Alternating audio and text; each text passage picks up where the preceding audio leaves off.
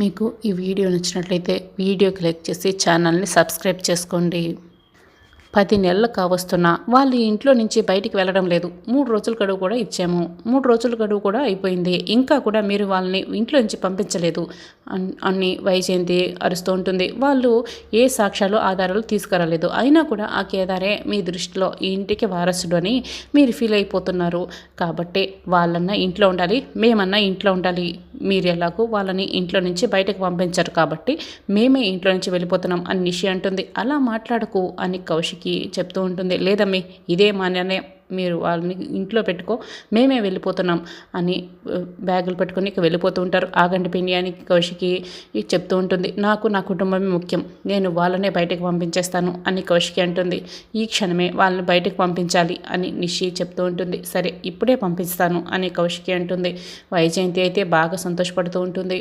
మనం ఎటువంటి ఆధారాలు తీసుకురాలేకపోయాం దాత్రి అని కేదార్ చెప్తూ ఉంటాడు. పర్వాలేదులే కేదార్, కౌశికి వదిన ఈ ఇంట్లో ఉన్నంత వరకు మనకి ఎటువంటి బాధ లేదు.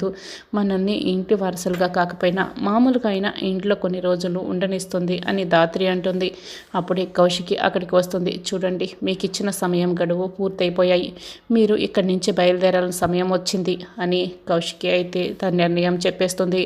ఇప్పటికిప్పుడు అంటే ఎలా వదినా అని దాత్రి అడుగుతూ ఉంటుంది.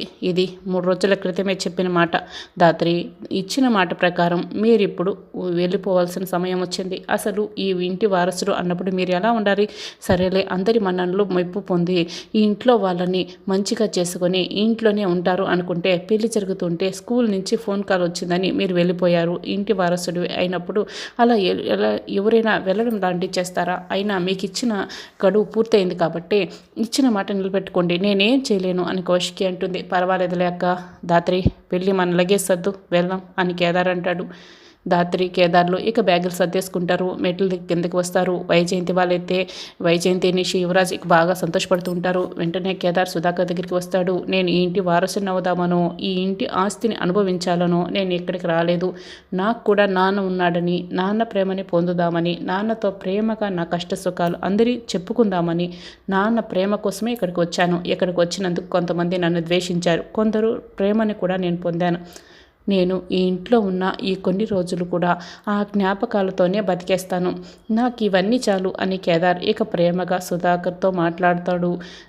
నా జీవితానికి ఇవన్నీ చాలు నాన్న, ఈ ప్రేమ చాలు నాన్న, నేను సంతోషంగా బతికేస్తాను అంటూ ఉంటాడు.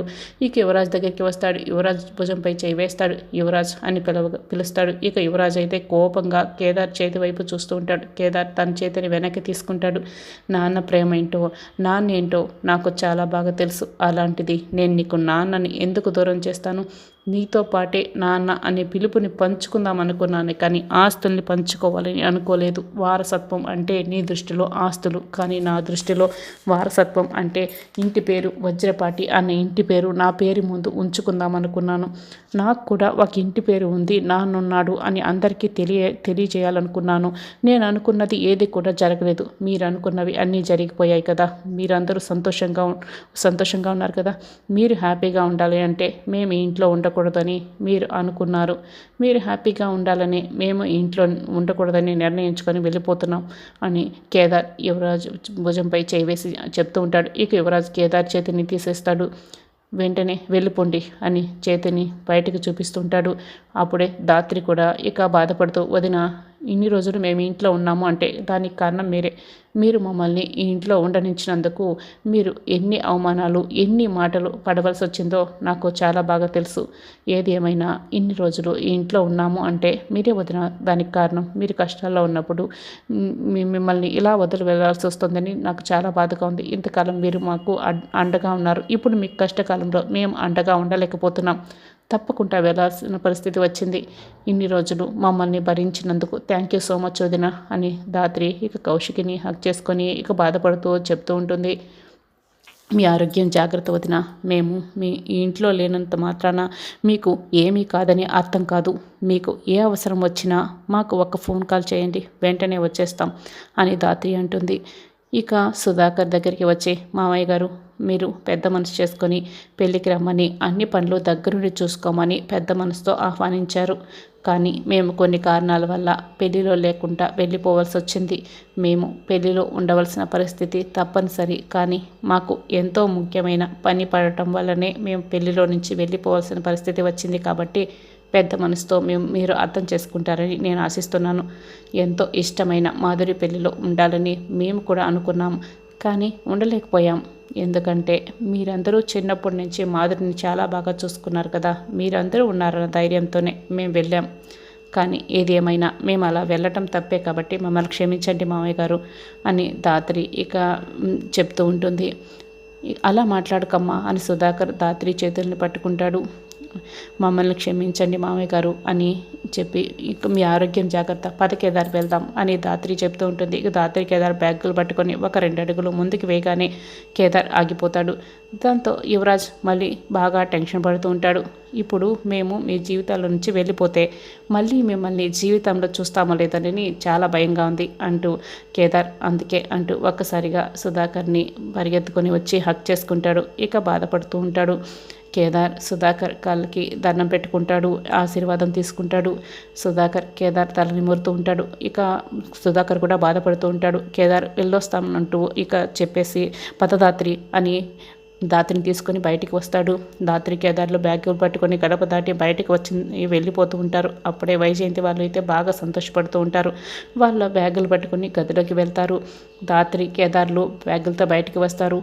ఇక ఇంటిని వెనక్కి తిరిగి చూస్తూనే ఉంటారు. ఇక బాధగా బయటికి వస్తారు. వాళ్ళు వెళ్ళిపోగానే సుధాకర్ కౌశికి ఇద్దరు బాగా బాధపడుతూ ఉంటారు. కేదార్ మాటలన్నింటిని కూడా బాగా తలుచుకుంటూ సుధాకర్ ఇక బాధపడుతూ ఉంటాడు. ధాత్రి మాటలన్నీ తలుచుకొని ఇక కౌశికి బాధపడుతూ ఉంటుంది. నీకు కావలసిన కిడ్నీ నేను ఇస్తానా అని కేదార్ మాట్లాడిన మాటల్ని సుధాకర్ ఇక మాటికి గుర్తు చేసుకుంటూ ఉంటాడు. ధాత్రి కేదార్లు ఇక రోడ్లో నడుచుకుంటూ వెళ్తూ ఉంటారు. ఒక చోట కేదార్ బాధపడుతూ కూర్చుంటాడు. ఇక ధాత్రికి ఏం చెప్పాలో అర్థం కాక ఏడుస్తున్న కేదార్ వైపు ఇక మౌనంగా చూస్తూ ఉంటుంది. తాను కూడా బాధపడుతూ ఉంటుంది. ఇంత త్వరగా ఆ ఇంట్లో నుంచి బయటికి వస్తామని అనుకోలేదు ధాత్రి. అయినా కూడా నాన్న కళ్ళ ముందు ఉన్నా కూడా అందరికీ నిజం తెలిసినా కూడా సాక్ష్యం కావాలి అంటూ అందరూ అలా అడుగుతారేంటి ధాత్రి?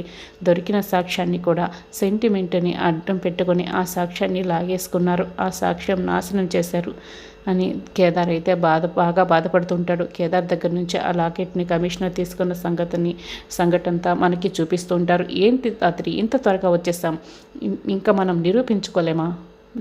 నాకు ఎప్పటికీ నన్ను నిరూపించుకోలేనా? ఇంతేనా ధాత్రి నా జీవితం? అంటే ఎప్పటికీ నా పేరు ముందు ఇంటి పేరు రాదా? ఇంతేనా అని ఇక కేదార్ బాగా బాధపడుతుంటారు. ధాత్రి ఇక బాగా కాన్ఫిడెంట్గా కేదార్ వైపు చూస్తూ ఉంటుంది. ఇక మనం ఆ ఇంట్లో ఉండలేం కదా ధాత్రి, నాన్న కాదు ధాత్రి అని కేదార్ బాధపడుతుంటాడు. ఇప్పుడేంటి నీకు ఆ ఇంట్లో ఉండాలని ఉంది అంతే కదా అని ధాత్రి అంటుంది. ఇక కేదార్ షాక్ అయి అలా చూస్తూ ఉంటాడు.